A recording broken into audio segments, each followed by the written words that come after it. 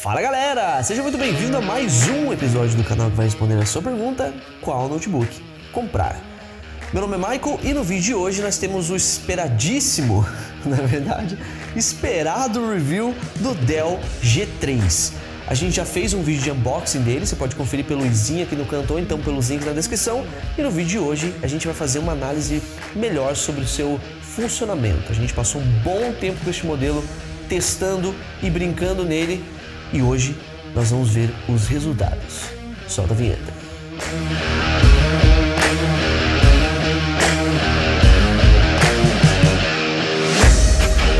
Bem, isso mesmo, né, galera? Chegou a hora de nós falarmos do Dell G3 3590, que teve várias alterações, desde o seu visual, que agora ficou mais robusto, e, é claro, a sua configuração, que ficou melhor do que a versão passada.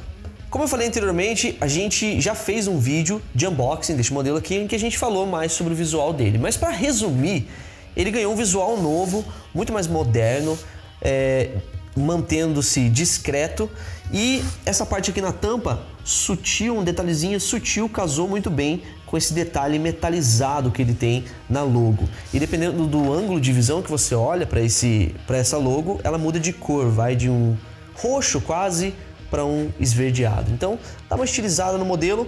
Além disso, ele também tem alguns detalhes em azul que eles exploraram um pouco mais, né? Eles viram que o pessoal gostou desses detalhes e colocaram um pouquinho mais. Então a gente vai ver aqui embaixo alguns detalhes em azul, ó, nos pezinhos, e também uma linha que começa por aqui, dá a volta no notebook e acaba do outro lado.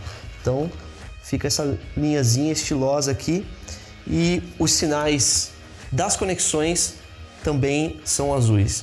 Isso deixou, na minha opinião, o notebook bem bonito. Bem, vamos começar então falando da tela. Ele tem uma tela que para um notebook gamer é o padrãozão mesmo. Ele tem resolução Full HD, é IPS, então se você olhar de outros ângulos não vai ter alteração de cor, mas para usos profissionais pode ser que a tela não atenda 100%. Isso porque ela não tem uma grande fidelidade de cor, apesar de ser Full HD IPS. Sobre o teclado agora, só lembrando, ele tem um botão de power acima do teclado, e aproveitando que a gente chegou na parte do teclado, ele tem um teclado muito parecido com a versão passada. Uma das coisas que eu já não gostei é que ele não tem o C cedilha, ele é do padrão internacional. Isso atrapalha bastante dependendo da situação. Mas no resto, segue o padrão dos outros modelos antigos. Ele tem teclas relativamente firmes, é uma digitação gostosa, não dá para negar. Ele tem uma retroiluminação azul que tem 2 níveis de intensidade, mas visualmente quase nem dá para ver diferença. A tecla F7 tem uma função, tem um G ali, e esse G é a função gaming do notebook, então é como se fosse o turbo, digamos assim. O touchpad não tem nada de especial, segue o padrão mesmo dos notebooks gamers por aí. E uma coisa que eu acabei não comentando na hora que eu falei sobre o acabamento é que, apesar de ele ter um acabamento todo de plástico, ele não passa aquela sensação frágil, ele passa uma sensação bem firme realmente, ele não parece barato, digamos assim. A única coisa que pode incomodar é na dobradiça. Com a gente não aconteceu, mas com algumas pessoas a dobradiça meio que soltou, desencaixou, como você está vendo aí na imagem. Então, enfim, como eu falei, com a gente não aconteceu, mas fica aí o alerta. Algumas pessoas relataram que não só desencaixou, quebrou mesmo. Embaixo dele aqui a gente vai ter, um pouco mais aqui na frente, os alto-falantes, que são levemente direcionados para as laterais. E o som dele tem um volume bom, mas a qualidade não é tão boa. Então nada de especial com o som, fica na média mesmo. Bem, vamos saber agora o que ele carrega por dentro. São várias versões, a gente já falou sobre isso no vídeo de lançamento que a gente fez, você pode conferir pelo izinho aqui no canto ou então pelos links na descrição. Mas essa versão que está comigo aqui é a versão com i5 de 9ª geração, que é o 9300H. E além disso ele tem a GTX 1650 como GPU dedicada. Essa GPU dedicada fica meio que no meio entre a 1050 Ti, GTX 1050 Ti, e a 1060, então fica entre essas duas. Mas a combinação dessa GPU dedicada com esse 5 de 9ª geração, junto ainda com o SSD NVMe de 128 GB que vem nele, nos deu uma performance bem interessante.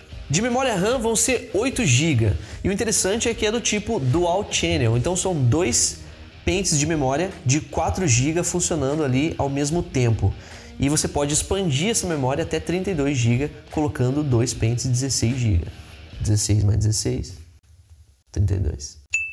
De armazenamento, além do SSD, que eu mencionei anteriormente, de 128 GB, ele vem também com um HD de 1 TB. Você pode fazer o upgrade se você quiser, abrindo a parte inferior do notebook, que não tem portas de fácil acesso, né? Você pode trocar o HD ou então adicionar mais memória RAM, mas você vai precisar tirar 10 parafusos no total daqui de baixo, que apesar de, né, ter bastante parafusos, não é tão difícil de abrir. E abrindo o notebook você vai ter acesso aos slots de memória e também a conexão M2 que já está ocupada pelo SSD, mas você pode trocar, por exemplo, acrescentar um SSD com uma maior capacidade. Vamos falar sobre a bateria agora. Infelizmente não é das melhores. Ele conseguiu durar cerca de 3 horas mais ou menos durante atividades leves e durou cerca de 50 minutos rodando games. Mas lembre-se, não é recomendado você jogar fora da tomada, porque ele vai ter bem menos desempenho e vai durar bem pouco. E dessa vez, nesse modelo, a Dell disponibilizou para nós o Alienware Command Center, que era um aplicativo exclusivo da linha Gamer Premium da marca, a linha Alienware. Com esse aplicativo é possível você monitorar temperaturas, frequências e uso tanto da CPU quanto da GPU e também criar perfis de usuários e modificar ali alguns ajustes do seu notebook. Assim você pode controlar o funcionamento do seu notebook para de repente, em um momento, priorizar a economia da bateria ou em outro momento priorizar o desempenho. É você que escolhe. Então com esse programa a gente pode chegar a desempenhos extraordinários. Na verdade não. Os testes que a gente fez trouxeram resultados não muito surpreendentes, mudou muito pouca coisa nos perfis que a gente testou. Então a gente resolveu deixar o perfil equilibrado mesmo, que vai tentar aí manter as temperaturas de acordo com o momento, de acordo com o que a gente estiver utilizando e também evitar que as ventoinhas funcionem em sua máxima capacidade, porque elas fazem muito barulho. E vamos para uma parte que muitos esperam, o desempenho em games. Mas é importante lembrar antes que a taxa de quadros por segundo pode oscilar tanto para mais quanto para menos, dependendo da temperatura do notebook, dependendo da quantidade de programas que você tem aberto, até mesmo os que estão em segundo plano, e também os ajustes do próprio game. O Counter-Strike Global Offensive, famoso game de tiro que usa bastante o processador, rodou muito bem no Dell G3. Fizemos os testes com seus gráficos em 3 configurações, todas com resolução em 1080p. Os resultados foram os seguintes. Na configuração baixa, a gente conseguiu 230 quadros por segundo, na média, 200 quadros por segundo e na alta, 160 quadros por segundo.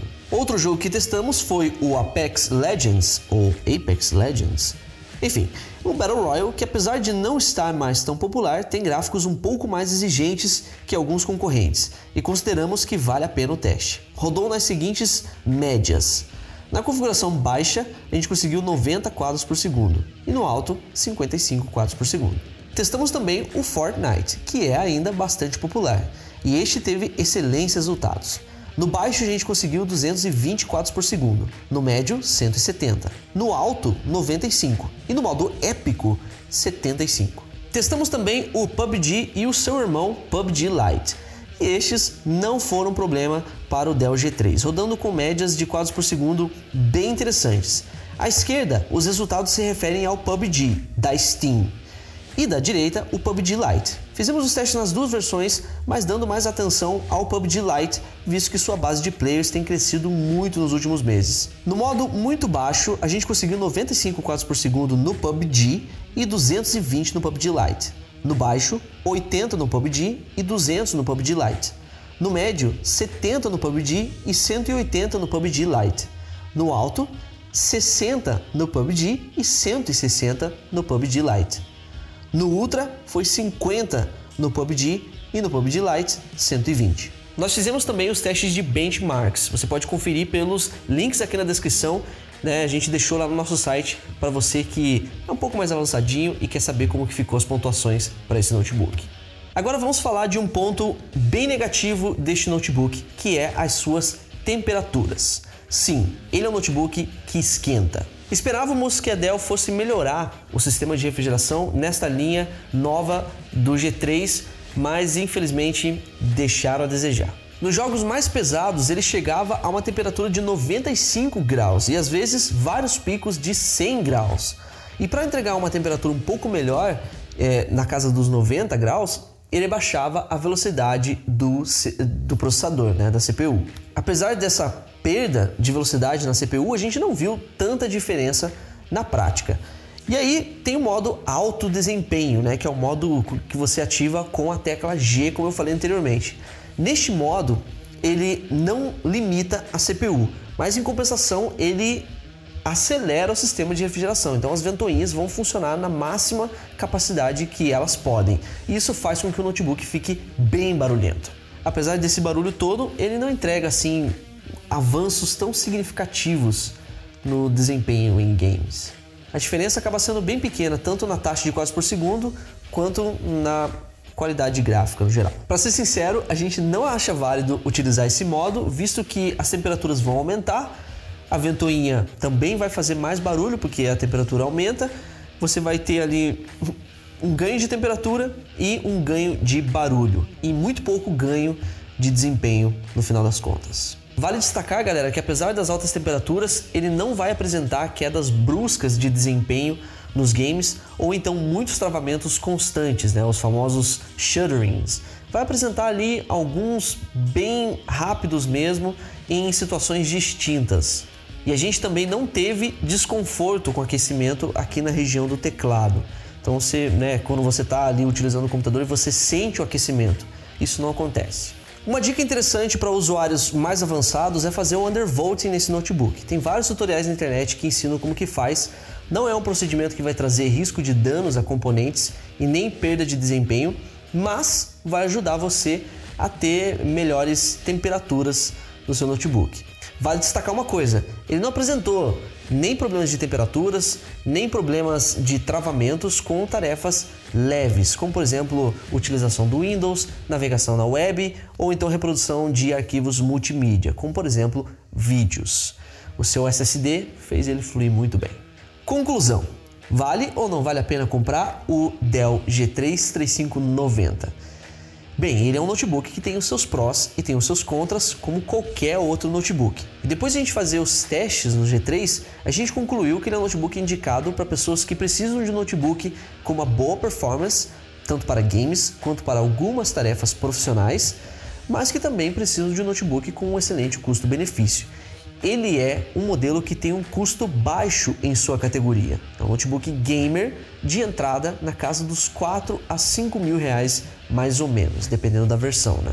O que eu quero dizer é que ele não é um notebook voltado para tarefas hardcore, né? Para gamers mais exigentes ou então para alguém que precisa para tarefas extremamente pesadas. Para isso, a gente sugere o irmão dele, um pouco mais potente, que é o Dell G5. Que é mais forte, né? Vai fazer mais coisas, mas é também um pouco mais caro. Se você por um acaso está de olho em um G3 com i7 ao invés, né, de um modelo com i5, talvez valha você já partir direto para um G5, porque o desempenho vai ser bem maior. Lembrando, o G5 já vai ser uma categoria um pouco acima dos gamers de entrada. E falando na categoria de gamers de entrada, é uma categoria que está bem concorrida. O G3 assim não está sozinho nessa briga não. A gente tem, por exemplo, os novos Nitro 5. O Nitro 5 recebeu 2 novas versões de uma vez só. Além disso, tem também o Lenovo L340, que está com preços bem agressivos em ofertas. E até a Samsung resolveu atualizar o seu Odyssey. Então, a briga está bem boa e a escolha fica cada vez mais difícil. Mas no geral ele é um notebook bacana, vai rodar, né, todos os jogos aí da atualidade em níveis gráficos bem satisfatórios. Se você não quer um notebook para jogar os games com tudo no Ultra, pode ser uma boa opção para você. Se encontrar ele em uma promoção, então nem se fala, né? Pode valer muito a pena. E para você não perder essas promoções que rolam por aí, ofertas, tem 2 formas muito eficientes. Você acessar o nosso site diariamente, a gente atualiza ele diariamente com novidades e ofertas para que você não fique por fora. E outra, melhor ainda, você pode fazer parte dos nossos grupos tanto no WhatsApp quanto no Telegram e assim você recebe aí na palma da sua mão qualquer novidade, qualquer oferta, qualquer promoção que estiver rolando. A gente manda para você.